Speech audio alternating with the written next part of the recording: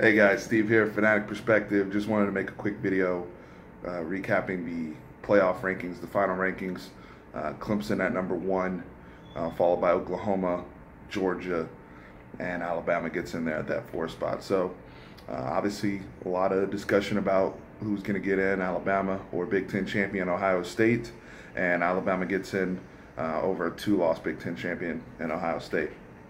I agree with the rankings, guys. I think the committee ultimately got it right. I didn't agree with a lot of the way they were going about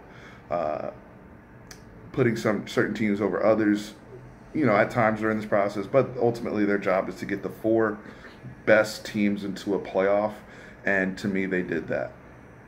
Ohio State had to win convincingly over Wisconsin, and I mean by like how they did in 2014, where they blew the doors off of them.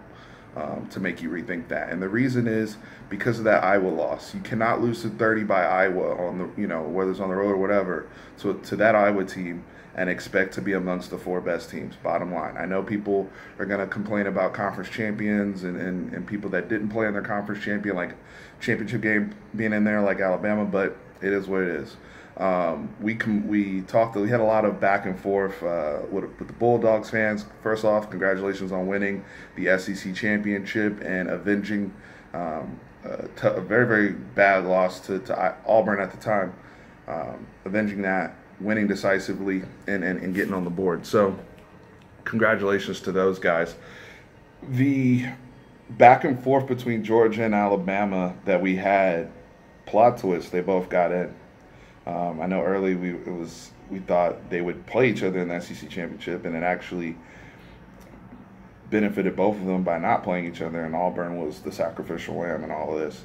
So I think the one thing that this exposes, before I get into the matchups, is the need for an 8-team playoff, guys. Like, Ohio State should still have an opportunity to win a national championship because they did win a very, very good Big Ten conference, and it's unfortunate, if we move over to an 8-team system, 5 conference champions and 3 at-large bids, we get USC in there. We can have Ohio State. You can even have a Wisconsin. So you can have 2 Big Ten teams.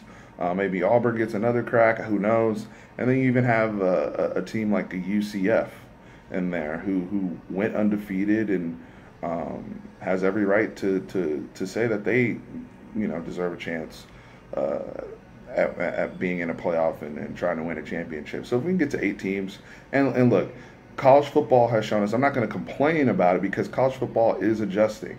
In my lifetime, we used to be in this poll system where people would vote and all this type of nonsense, and we had split national champions.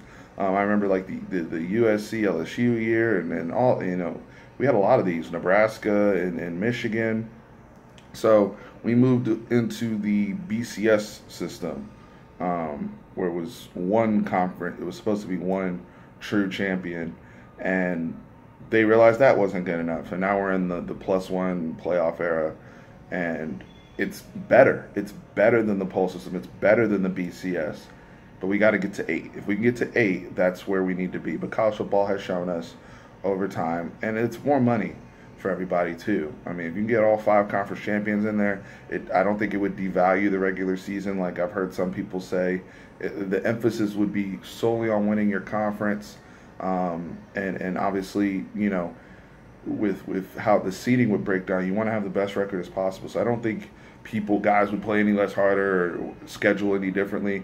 I just think it would just give more opportunity for everybody else that may never have the chance to get voted up high enough in the poll to leverage a playoff opportunity.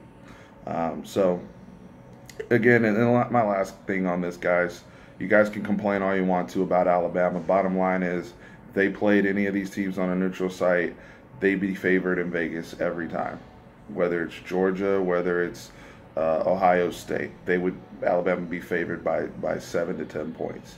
So we'll see. Now they get to prove it on the field. If they come in there like Ohio State did a few years ago from the 4th spot and win, I would not be surprised.